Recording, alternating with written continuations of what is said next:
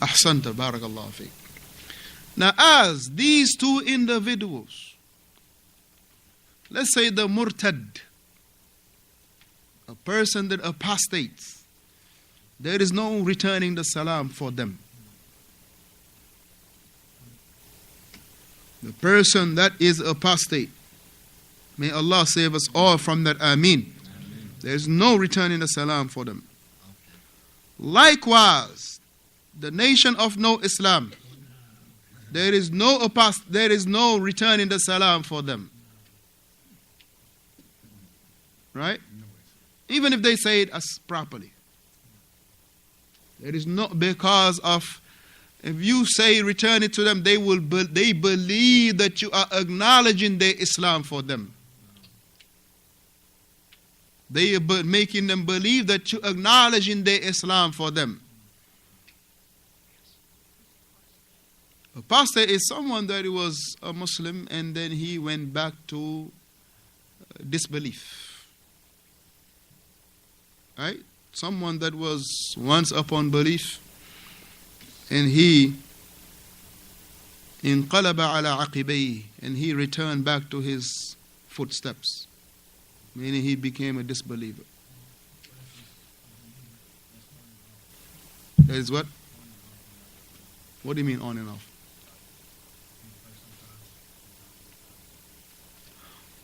Let us all believe one thing and make it very easy. The person that doesn't pray is a kafir. So not to initiate the salam is number 6. But that doesn't mean we don't return if they say the salam properly. Mafhum? Understood? Na'am. Sabi'an, number 7.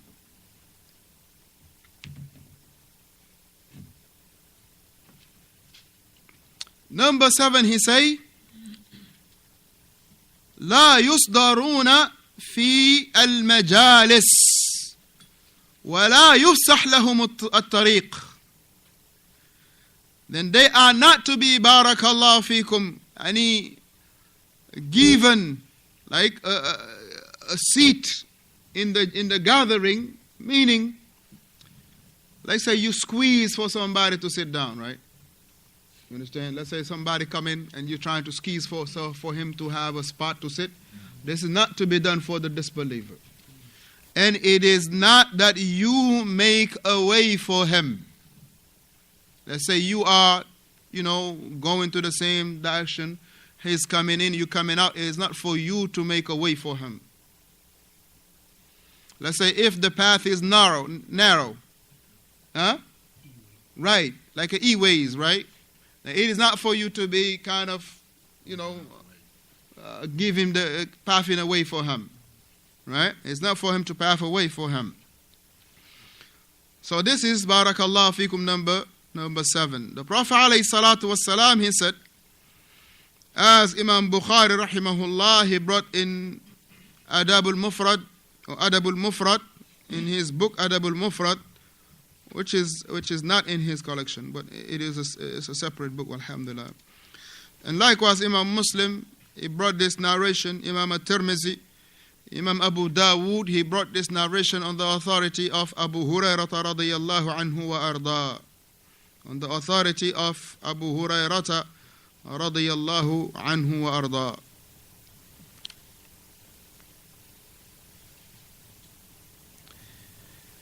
And Imam At-Tirmizi rahimahullah, he graded this hadith to be Hasanun Sahih. Hasanun Sahih. And when you hear a term Hasanun Sahih, I mean that the hadith is good by itself.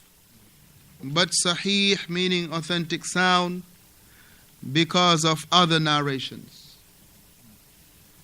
The term is what? Hasanun Sahih. Hasan meaning because by itself, and Sahih, graded Sahih, authentic because of other hadith that raise it to that level. Right? Sometimes a hadith can be Hasan li ghayrihi. Right? Meaning the hadith is good because of other ahadith. that come to strengthen it, right? Hold it and give it a little bit of weight, right? The Prophet ﷺ, he said in the hadith of Abu Hurairah radiyallahu anhu, as we mentioned, Imam Bukhari, he brought it in Adab al-Mufrad, Imam Muslim, Imam Tirmizi, Imam Abu Dawud, rahimahullah, Imam Ahmed.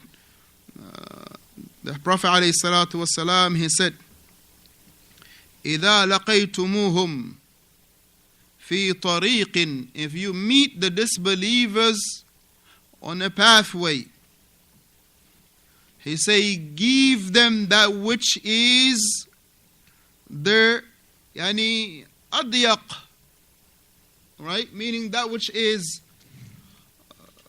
narrow, meaning give them the narrowest spot. If you meet the disbelievers on a pathway, give them the narrowest place to pass. Meaning don't open up for them to just have the whole hallway, but rather let them use the narrow spot, right? Let them take the narrow spot, right? This is barakallahu fikum, as we mentioned in this hadith, that Imam at-Tirmizi rahimahullah, he graded to be Hasanun Sahih. Shaykh Salih al-Fawzaan, he commented it and he say, do not give them away. Meaning, do not prevent them from passing. That doesn't mean that you should block them from passing. You should not block them from passing. It doesn't mean that. Do not block them from passing. Right? That doesn't mean don't block them from passing. Doesn't mean that you should obstruct the pathway for them not to pass by. It is not meaning that. He say, but walakin, it mean do not open, do not pathways for them. Do not give them the majority of the space. Do not give them the space to pass. Meaning do not just open all the space for them. So yep.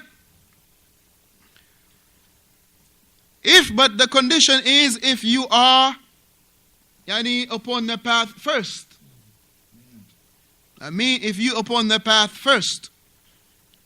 Do not just squeeze yourself for them to pass if you on it first. Right?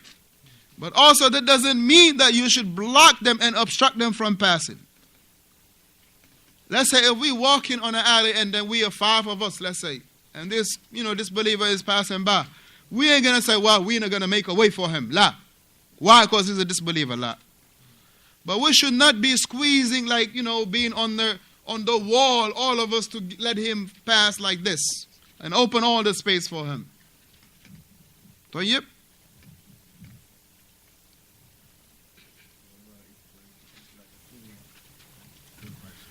Here, if the female is like you are doing it to prevent yourself from fitna. You are preventing yourself from fitna. Hayakallah. How about if it's your workplace? If it's your workplace and sometimes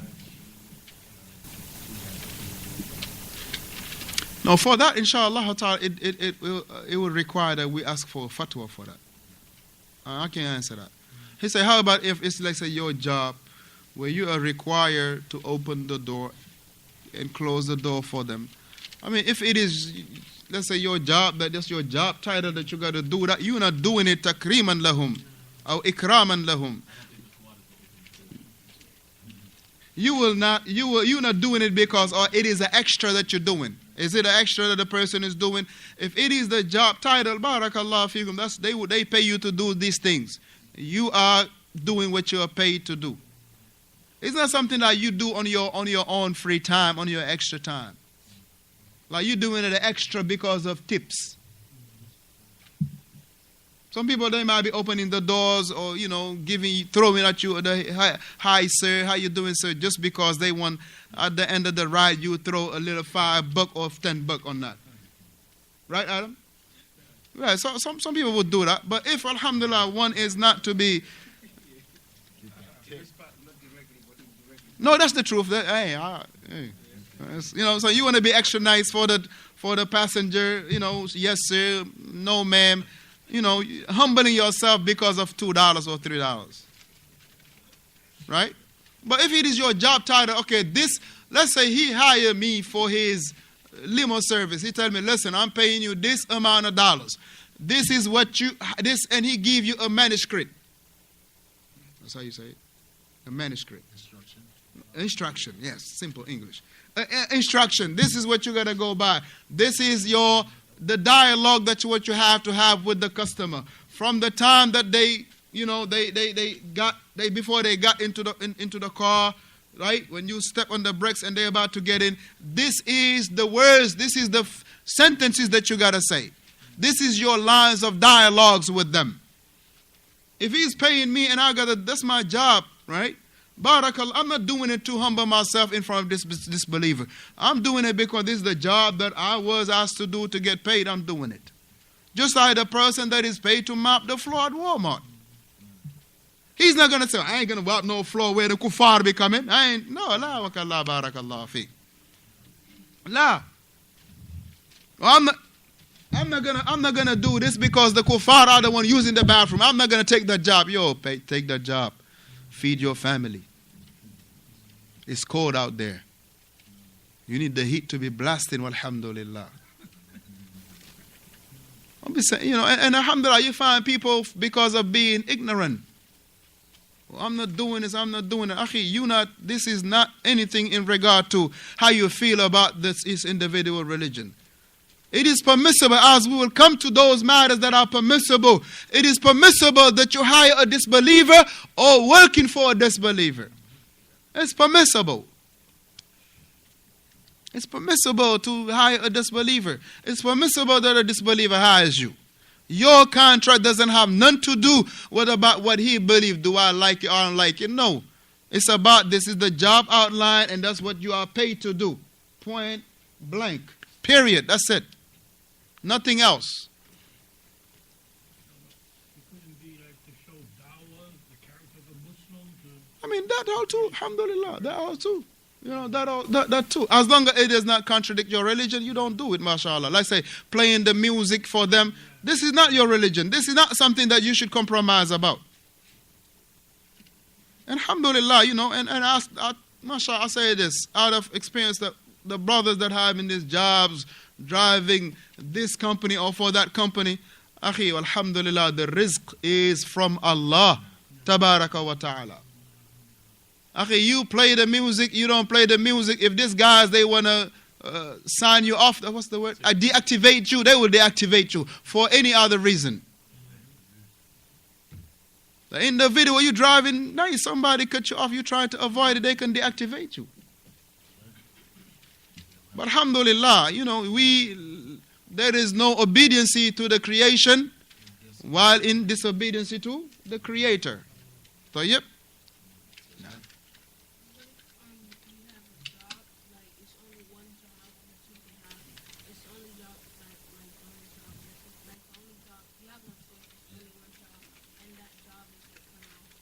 It's haram.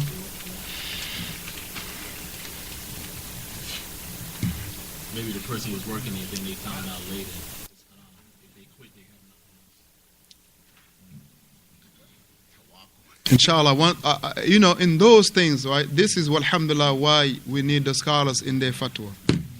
Because that situation, number one, the person that is giving the fatwa, he got to understand the person, what is his mind state? What is his mind state? Is he a person that can be patient upon things? Is how much can the person be patient? It is not a yes or no thing. So alhamdulillah, this is why it is not given to people like myself, but rather it is given to what?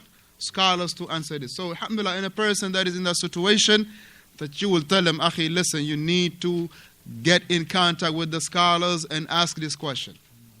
On a one-on-one, alhamdulillah. And you will find that the scholars, alhamdulillah, they will aid you to the best of their ability. Walillahi alhamdu wal min.